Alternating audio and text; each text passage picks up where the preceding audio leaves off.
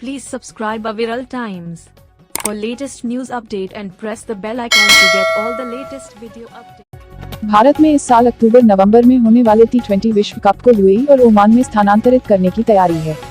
दरअसल देश में कोरोना की स्थिति को देखते हुए बीसीसीआई ने आंतरिक रूप से आईसीसी को इसकी तैयारी करने की सूचना दे दी है। इस टूर्नामेंट के लिए यूएई हमेशा पहला बैकअप विकल्प था।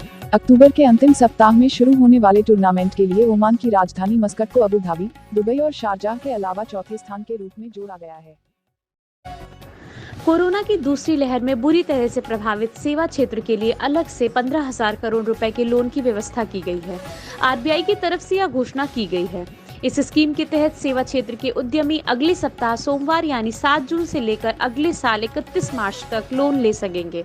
इस स्कीम के तहत hotel, restaurant, tourism, travel agent, tour operators, विमान सेवा, निजी बस ऑपरेटर्स, कार रिपेयर सेवा, event management company, spa, clinic, beauty parlour व सैलून के कारोबार से जुड़े उद्यमी लोन ले सकेंगे।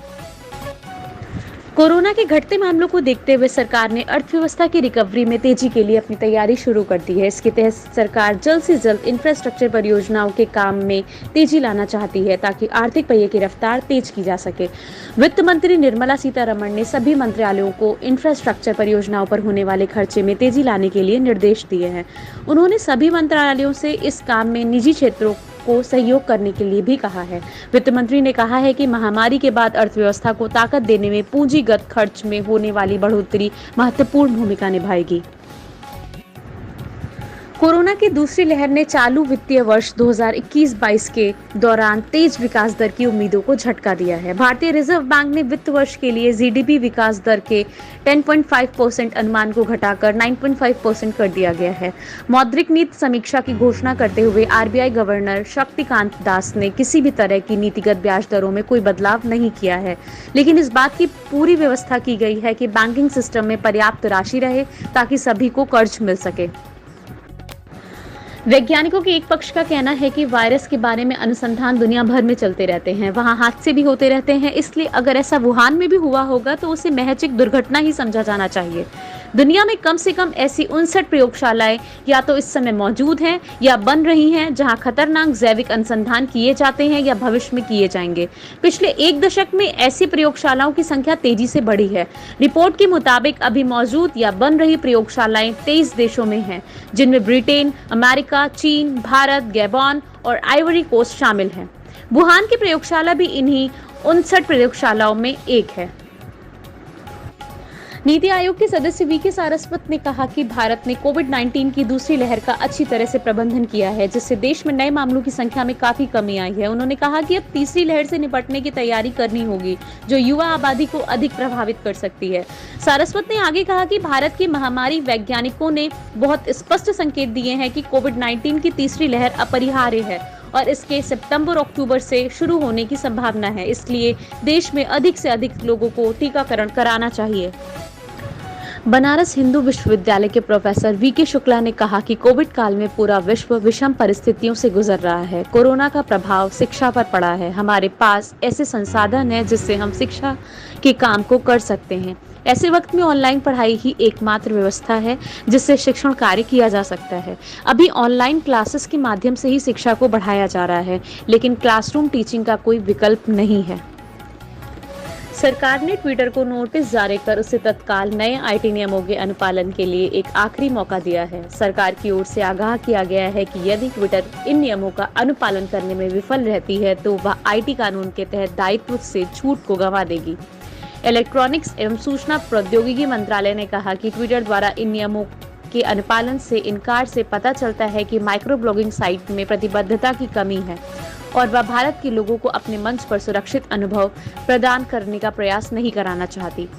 सूचना प्रौद्योगिकी मंत्रालय ने कहा कि भारत में करीब एक दशक से अधिक से परिचालन के बावजूद यह विश्वास करना मुश्किल है कि ट्विटर ने एक ऐसा तंत्र विकसित करने से इनकार कर दिया है जिससे भारत के लोगों को उसके मंच पर अपने मुद्दों के समयबद्ध और पारदर्शी तरीके से उचित प्रक्रिया के जरिए हल में मदद मिलती है। भारत में केंद्र सरकार और ट्विटर के बीच विवाद थमने का नाम नहीं ले रहा है। वहीं दुनिया के दूसरे मुल्कों में भी ट्विटर के खिलाफ नाराजगी बढ़ती जा रही है। नाइजीरिया ने कहा कि उसने देश में ट्विटर की गतिविधियों को अनिश्चितकाल के लिए रोक दिया है। नाइजीरिया ने यह कदम ट्विटर द्वारा 2 दिन पूर्व राष्ट्रपति मुहम्मदु बुहारी की पोस्ट को हटाने के बाद उठाया है। उत्तर प्रदेश के मुख्यमंत्री योगी आदित्यनाथ को पूर्व मुख्यमंत्री अखिलेश यादव ने फोन करके जन्मदिन की बधाई दी। बहुजन समाज पार्टी की अध्यक्ष मायावती ने फोन पर यूपी के मुख्यमंत्री योगी आदित्यनाथ को जन्मदिन की बधाई दिया। देश में कोरोना वैक्सीन को खत्म करने के लिए वैक्सीनेशन अभियान को तेजी से चलाया जा रहा है। वहीं विदेशी कोरोना वैक्सीन को भी भारत में लाने की प्रक्रिया को आगे बढ़ाया जा रहा है, तो साथ ही स्वदेशी वैक्सीन की डिमांड भी विदेशों में बढ़ती जा रही है। इस बीच ब्राजील ने भारत बायोटेक के कोविड-19 के टीके कोवैक्सीन के आयात के प्रस्ताव को मंजूरी दे दी है।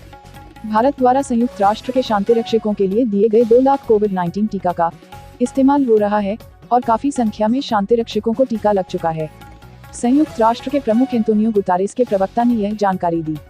महासचिव के प्रवक्ता स्टीफन दुजारिक ने एक संवाददाता सम्मेलन के दौरान संयुक्त राष्ट्र के शांति रक्षकों को टीकाकरण के एक सवाल पर कहा, भारत की सरकार ने हमें 2 लाख खुराकें दी और काफी संख्या में शांति रक्षकों को टीका लग चुका है और जहां तक मुझे जानकारी है उनका टीकाकरण चल रहा है। उन्होंने कहा, मेरा मानना है कि भारतीय टीके एस्ट्राजेनेका के थे और इनकी संख्या 2 लाख थी। उत्तर प्रदेश के 10 जिले जिसमें लखनऊ भी शामिल है अभी कोरोना कर्फ्यू लागू रहेगा। लखनऊ के साथ वाराणसी, मथुरा, गाजियाबाद, गोरखपुर, गौतम बुद्ध नगर, सहारनपुर, बरेली, मुजफ्फरपुर और बुलंदशहर ऐसे जिले हैं जहां अभी भी 600 से ऊपर कोरोना पॉजिटिव एक्टिव केस हैं और इन जिलों में अभी लॉकडाउन में कोई छूट नहीं दी जाएगी, यानी कि अभी यूपी की राजधानी लखनऊ में पहले की तरह ही प्रतिबंध लगा रहेगा। यूपी में 24 घंटे में 1092 कोरोना पॉजिटिव, 4346 संक्रमित डिस्चार्ज, एक्टिव इन्फेक्शन के 19,438 केस, रिकवरी रेट हुआ 97.6%, 120 कोरोना संक्रमितों की मौत। मस्तिष्क और मन में कोविड-19 का असर विविध और आम है। नया अनुसंधान। कोविड-19 को पहले फेफड़ों की बीमारी बताया गया था, लेकिन जैसे जैसे यह महामारी फैलती गई तो हमें एहसास हुआ कि यह मनुष्य के शरीर के और अंगों में भी फैलती है। प्रधानमंत्री नरेंद्र मोदी ने आज कहा कि जलवायु परिवर्तन की वजह से आ रही चुनौतियों के प्रति भारत न सिर्फ जागरूक है बल्कि सक्रियता से काम भी कर रहा है। इतना ही नहीं, उन्होंने कहा कि अपना देश आज जलवायु न्याय का अगुवा भी बनकर उभरा है। दिल्ली में सोमवार के आगे भी लॉकडाउन जारी रहेगा, लेकिन काफी रियायत दी गई है। बाजार, मॉल को ऑड इवन के आधार पर सुबह 10 बजे से शाम 8 बजे तक के लिए खोला जा रहा है। दिल्ली में पिछले 24 घंटे में करीब 400 केस आए हैं और पॉजिटिविटी रेट करीब 0.5% रह गया है। सरकारी दफ्तरों में ग्रुप ए ऑफिसर 100% और बाकी इसके नीचे वाले 50% ऑफिसर काम करेंगे। जरूरी सेवाओं में 100% कर्मचारी काम करेंगे। निजी दफ्तर 50% क्षमता के साथ खोले जा सकते हैं। जरूरी सामान की दुकानें रोज खुलेंगी। दिल्ली मेट्रो 50% क्षमता के साथ शुरू की जा रही है। यूपी के लखीमपुर खीरी में मौसी और 2 सगी बहनों के साथ गैंगरेप की घटना। खेत में काम करने के बहाने बुलाकर 6 युवकों पर गैंगरेप करने का आरोप, फूलबेहड़ थाने का मामला।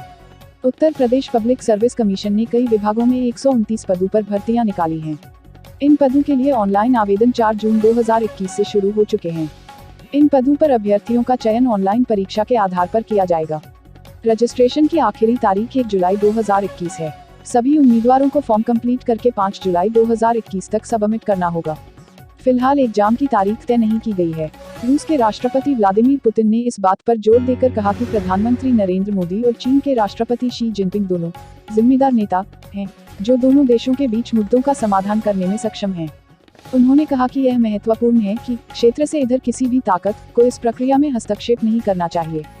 4 देशों के समूह क्वाड भारत, अमेरिका, जापान और ऑस्ट्रेलिया की रूस द्वारा सार्वजनिक रूप से आलोचना करने के बीच पुतिन ने कहा कि किसी राष्ट्र को किसी पहल में किस तरह शामिल होना चाहिए और उन्हें अन्य देशों के साथ किस सीमा तक संबंध बनाने चाहिए, यह आकलन करने का काम मॉस्को का नहीं है, लेकिन कोई भी साझेदारी किसी अन्य के खिलाफ एकजुट होने के मकसद से नहीं होनी चाहिए। रेलवे स्टेशनों के सफाईकर्मियों, पुलिसकर्मियों तथा कुलियों की कोविड सहायता के लिए भी उठे ममता के हाथ। Please subscribe Aviral Times for latest news update and press the bell icon to get all the latest video update.